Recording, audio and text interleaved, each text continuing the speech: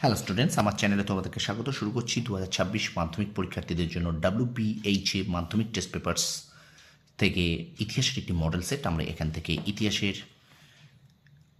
Short প্রশ্নের solution করছিলাম। তো আজকে করব WBHA মাধ্যমিক টেস্ট পেপার্স 12 নম্বর স্কুল। এই 12 নম্বর স্কুল থেকে আমরা ইতিহাসের শর্ট প্রশ্নের সলিউশন করব, ঠিক আছে? তো প্রথম থেকে শেষ পর্যন্ত দেখবে। চলো শুরু করি ইতিহাসের ক্লাসটি। দেখো, প্রথম প্রশ্ন কি বলছে, ইতিহাসবিদ্যা হলো অন্যান্য বিদ্যাচর্চার জননী, উক্তিটি করেছেন JM ট্র্যাভেলিয়ান।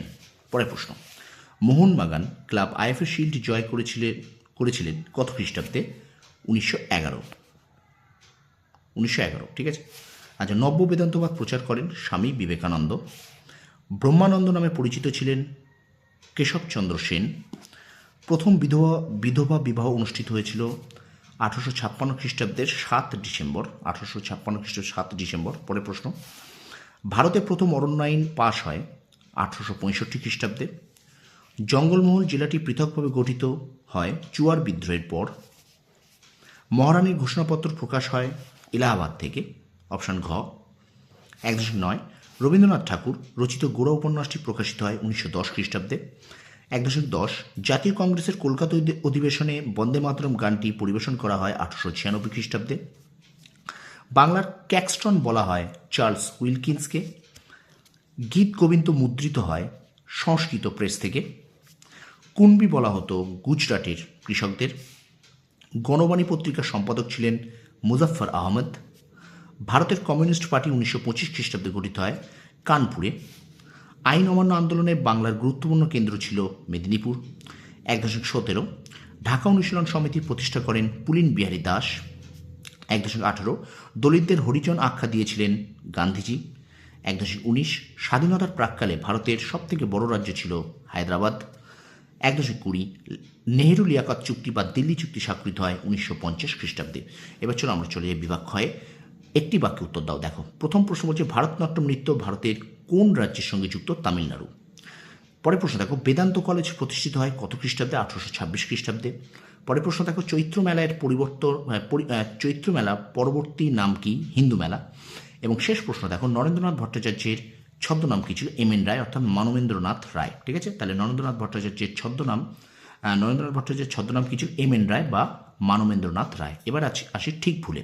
দেখো, প্রথম ভারতীয় মহিলা ডাক্তার ছিলেন কাদম্বিনী ঘোষ। ভুল। নীল কমিশন গঠিত হয় 1860 খ্রিস্টাব্দে। ঠিক।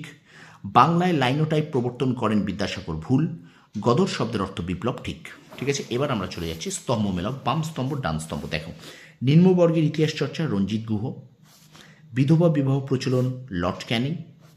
আচ্ছা, জাতীয় শিক্ষা পরিষদ 1906 খ্রিস্টাব্দে। এবং আলিপুর বোমা মামলা বারিন ঘোষ। এটাকে আমি পাশে আবার লিখে দিয়েছি। ঠিক আছে, তাহলে বারিন ঘোষ, আলিপুর বোমা মামলা 1906 খ্রিস্টাব্দে জাতীয় শিক্ষা পরিষদ, রঞ্জিত গুহ নিম্নবর্গের ইতিহাস চর্চা, লর্ড ক্যানিং বিধবা বিবাহ প্রচলন। ঠিক আছে, এবার আমরা চলে যাব বিবৃতি এবং ব্যাখ্যায়। প্রথম বিবৃতি দেখে নাও। 19 শতকে বাংলায় যুক্তিবাদ প্রতিষ্ঠিত হয়েছিল। ব্যাখ্যা 3 হবে। বাংলার সাহিত্য, শিক্ষা, সমাজ ও ধর্ম সংস্কারে নবযুগ প্রতিষ্ঠিত হয়েছিল। পরেরটা দেখে নাও বিবৃতি।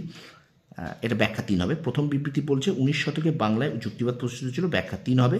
বাংলার সাহিত্য, শিক্ষা, সমাজ ও ধর্ম সংস্কার নবযুগে প্রতিষ্ঠিত হয়েছিল। আচ্ছা, পরের বিবৃতি দেখো, আধুনিক ভারতে ভারত সভার গুরুত্ব অসামান্য। ব্যাখ্যা 3, ভারত সভা জাতীয়তাবাদের মধ্যে রাজনৈতিক চেতনার প্রসার ঘটানোর উদ্যোগ নেয়। ঠিক আছে। আচ্ছা, পরের বিবৃতি দেখো, ভারত সরকার 1929 খ্রিস্টাব্দে মিরাট ষড়যন্ত্র মামলা শুরু করে। ব্যাখ্যা 3 হবে এখানে।